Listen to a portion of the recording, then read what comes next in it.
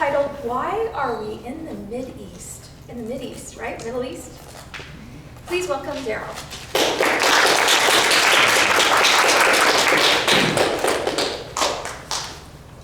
Thank you, Madam Toastmaster, fellow Toastmasters, honored guests. This talk is my own opinion throughout, and if anybody's offended by it, I'm sorry.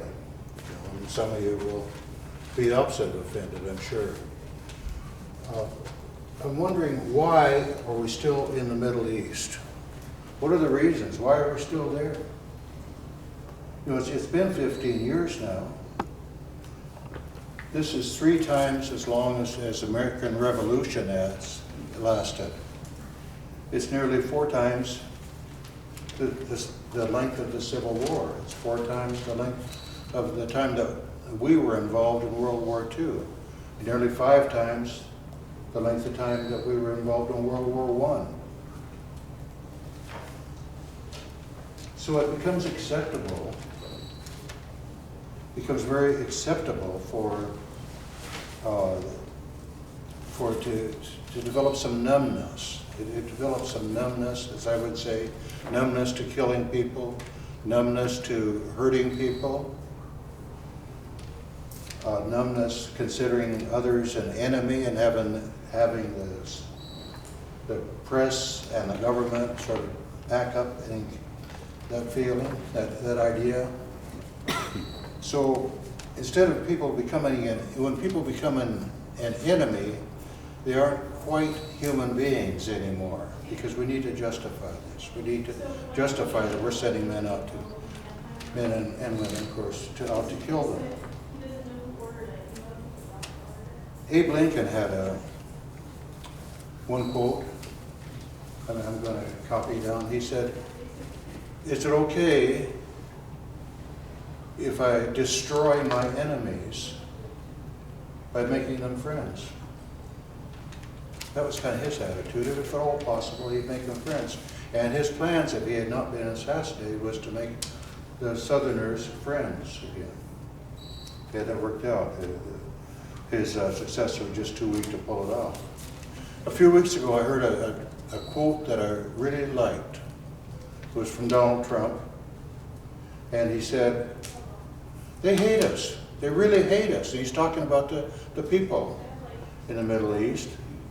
And saying, we've got to get to the bottom of this. We've got to figure out why.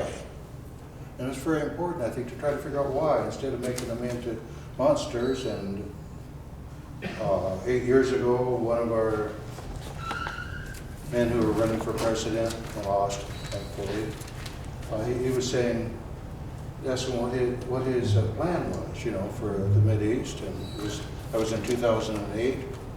He says, bomb to bomb to bomb, bomb, you know, and quoted that old song, just bomb more. And he really didn't know the difference between Al Qaeda and the Taliban, and somebody asked him. So there's a lot of people out there that do that. The other quote I want to really, I can't remember his speech. I probably didn't pay much attention to it at the time. But when Dwight Eisenhower came in, he was the president before John Kennedy, for those who don't know exactly where he fit in, but he was commander-in-chief of all the Allied armies during World War II, and somewhat of a hero. He was a good man. And he noticed something happening between the end of World War II and the beginning of, to the time where he was, his ending of his presidency. And he warned us strongly, don't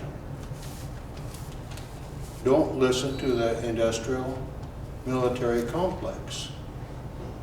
They want to take over the government. There'll be more and more lobbyists, more and more things happening, and you'll eventually lose, everybody will lose their freedoms if it goes on long enough. And this just developed recently. Now it's part of our life. Another factor I want to come up with is probably lesser, but it is the cost, the material cost that this has been for us being over there. An estimated $6 trillion if everything is included. And that comes out to between $50,000 and $60,000 for every American working person. That's a lot of money. You know, we don't have it to make life better for ourselves or life better for people that really need it in this country. In one year, 2007, we spent nearly $5,000, $49.88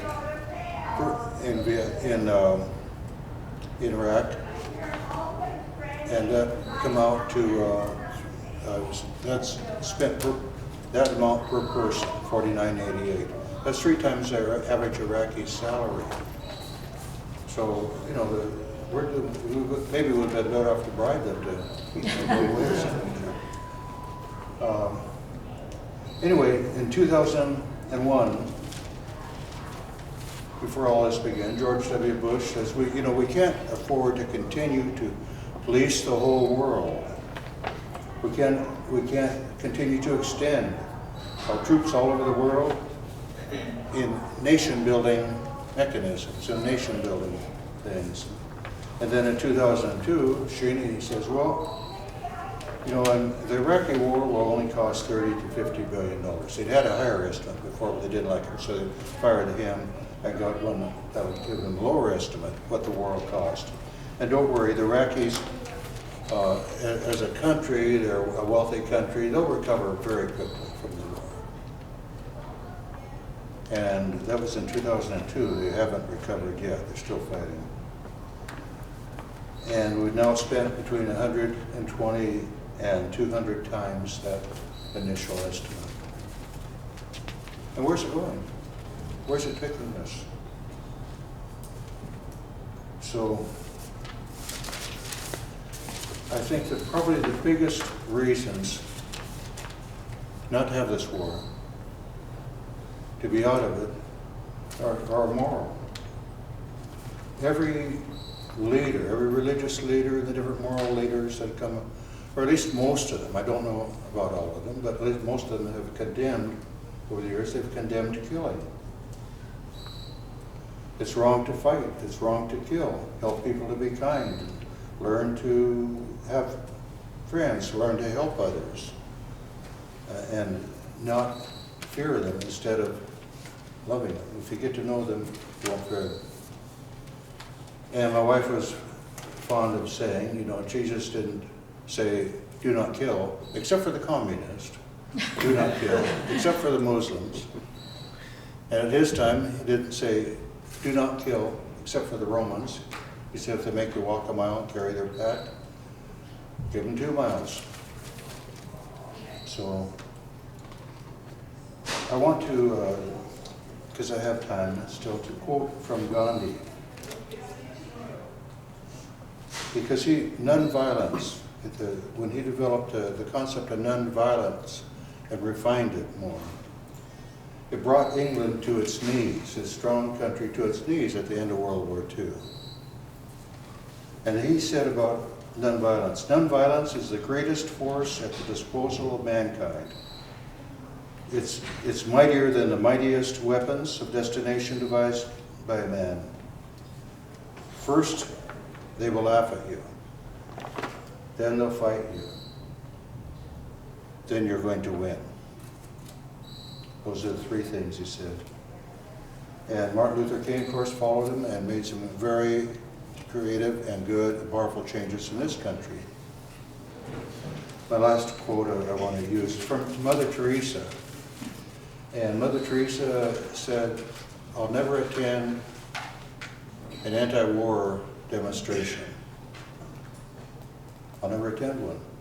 But I will attend any peace demonstration. There's a difference between being against war, pushing somebody away that's for it, or inviting them into sharing in peace. So this, I really thought this was supposed to be more of a persuasive, serious speech. And then I looked at the man and said, oh, that was last time. Forgive me for that. Thank you all.